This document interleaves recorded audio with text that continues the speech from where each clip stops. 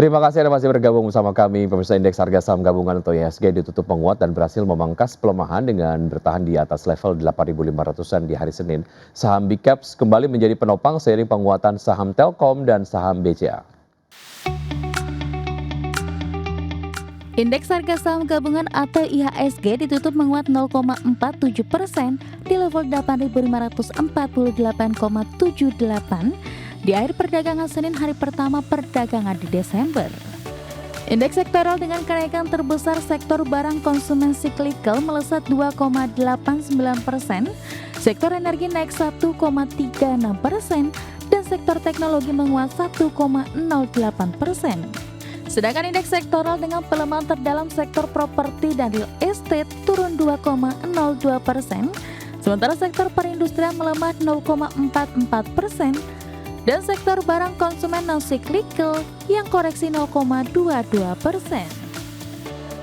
Saham Telkom menjadi penopang utama IHSG ditutup menguat signifikan 3,99% di level Rp3.650 per saham dengan kontribusi 15,41 indeks poin. Emiten lain yang tercatat menjadi penggerak IHSG dari perbankan Big Cap, saham BBCA ditutup menguat 1,51% di level Rp8.400 per saham. Saham DSSA ditutup menguat 2,59% di level Rp112.800 per saham. Saham Gotoh ditutup menguat 4,69% di level Rp67 per saham. Dan saham ENRG ditutup melejit 21,32% di level Rp1.195 per saham. Pembayaran datang dari saham konglomerasi saham BRPT ditutup melemah 3,07% di level Rp3.470 per saham. Saham ASI ditutup melemah 2,67% di level Rp6.375 per saham.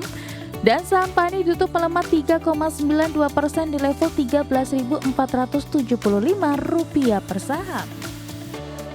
Dikutip dari Bloomberg, investor memperhitungkan dengan cermat laporan dan pengumuman indikator ekonomi Indonesia, salah satunya rilis Badan Pusat Statistik.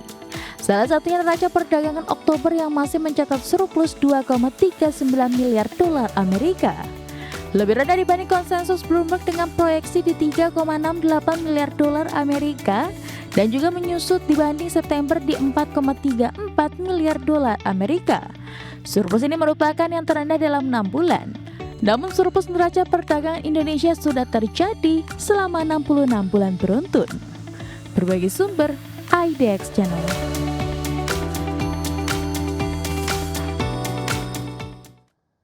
Presiden Amerika Serikat Donald Trump menyatakan telah menentukan nama calon ketua The Fed berikutnya yang siap mendorong pelonggaran kebijakan moneter. Terkait dengan calon ketua The Fed, Direktur Dewan Ekonomi Nasional Gedung Putih Kevin Hassett, yang juga merupakan penasihat ekonomi utama Trump, disebut menjadi kandidat terkuat untuk menggantikan ketua The Fed saat ini, Jerome Powell. Presiden Amerika Serikat Donald Trump menyatakan telah menentukan sosok calon ketua The Fed berikutnya setelah menegaskan dirinya menginginkan figur yang siap mendorong pemangkasan suku bunga. Trump selama ini kerap mengkritik ketua The Fed Jerome Powell karena dinilai tidak cukup cepat menurunkan suku bunga. Ia memberi sinyal menginginkan pemimpin bank sentral yang lebih agresif dalam mendorong pelonggaran kebijakan moneter. Sumber yang mengetahui proses tersebut mengatakan pekan lalu bahwa Direktur Dewan Ekonomi Nasional Gedung Putih Kevin Hassett, yang juga merupakan penasihat ekonomi utama Trump, menjadi kandidat terkuat untuk menggantikan Powell. Meski demikian, dalam pernyataan terbaru, Hassett menolak mengomentari apakah dirinya menjadi favorit utama untuk posisi tersebut. Ia juga menyebut kabar dirinya sebagai kandidat terkait sebagai rumor. Namun ia menyinggung reaksi positif pasar terhadap kabar bahwa Trump disebut semakin dekat mengumumkan pilihannya. Sumber yang mengetahui pembahasan itu juga menyebutkan Trump menaruh kepercayaan pada Hassett dan memandangnya sejalan dengan keinginan untuk mendorong pemangkasan suku bunga yang lebih agresif di bank sentral. Hassett sendiri menyatakan siap menerima jabatan tersebut apabila diminta, meski sejumlah analis menilai ia berpotensi mengalami kesulitan menyatukan komite penentu suku bunga The Fed, serta dianggap lebih rentan terhadap tekanan politik dari Gedung Putih. Sebelumnya, Menteri Keuangan Scott Bessent yang memimpin proses seleksi menyatakan pekan lalu Trump bisa mengumumkan kandidat ketua The Fed sebelum libur Natal pada 25 Desember 2025. Berbagai sumber IDX Channel. Ya, harga minyak melonjak lebih dari 1% pada perdagangan di hari Senin didorong meningkatnya ketegangan geopolitik serta keputusan OPEC untuk mempertahankan level produksi pada kuartal pertama tahun 2026. Serangan drone Ukraina, penutupan wilayah udara Venezuela oleh Amerika dan kekhawatiran gangguan pasokan Rusia menjadi pendorong utama kenaikan harga. Minyak mentah berjangka Brent ditutup menguat 1,27% menjadi $63,17 per barrel. Sedangkan minyak mentah berjangka West Texas Intermediate melesat 1,32% ke posisi $59,32 per barrel. Adapun sebelumnya harga Brent dan WTI pada hari Jumat lalu ditutup melemah untuk bulan keempat berturut-turut, mencatatkan rangkaian penurunan terpanjang sejak tahun 2023 karena ekspektasi meningkatnya pasokan global. Terima kasih Anda masih bergabung sama kami. Pemirsa, PT Pantai Indah Kapuk 2 Tbk atau PANI menetapkan harga pelaksanaan atau right issue sebesar Rp12.975 per saham. Melalui right issue ini, perseroan berpotensi meraup dana segar hingga Rp15,73 triliun. PT Pantai Indah Kapuk 2 Tbk atau PANI menetapkan harga pelaksanaan right issue Rp12.975 per saham sehingga berpotensi meraup dana segar hingga Rp15,73 triliun.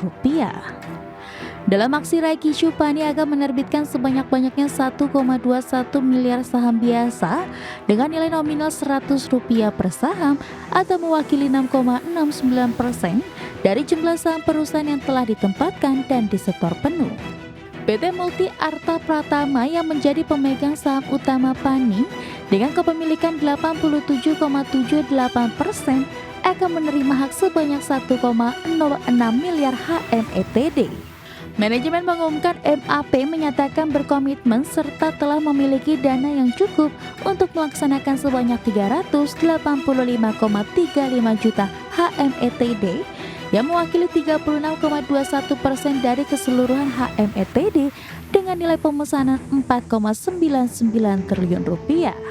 Sementara itu, apabila saham baru yang ditawarkan dalam right issue ini tidak seluruhnya diambil bagian oleh pemegang sertifikat bukti HMETD, maka sisanya akan dialokasikan kepada pemegang saham lainnya yang melakukan pemesanan lebih besar dari haknya secara proporsional berdasarkan atas jumlah HMETD yang telah dilaksanakan. Berbagai sumber, IDEX Channel.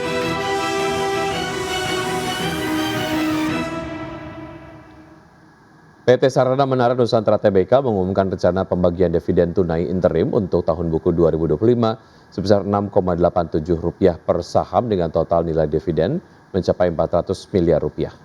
Perseroan memastikan bahwa dividen interim tidak akan dibagikan berdasarkan posisi keuangan per 30 September 2025, di mana laba bersih tercatat sebesar Rp2,55 triliun. Pembagian dividen interim ini mencerminkan dividen payout ratio sekitar 15,66% dari laba bersih yang diatribusikan kepada entitas induk. Adapun cum dividen di pasar reguler dan negosiasi adalah pada 10 Desember 2025 dan cum dividen di pasar tunai pada 12 Desember 2025. Kemudian ex dividen di pasar reguler dan negosiasi pada 10 Desember 2025 dan ex dividen di pasar tunai pada 12 Desember 2025. Selanjutnya, tanggal daftar pemegang saham yang berhak atas dividen pada 11 Desember 2025 dan tanggal pembayaran dividen interim akan dilakukan pada 23 Desember 2025.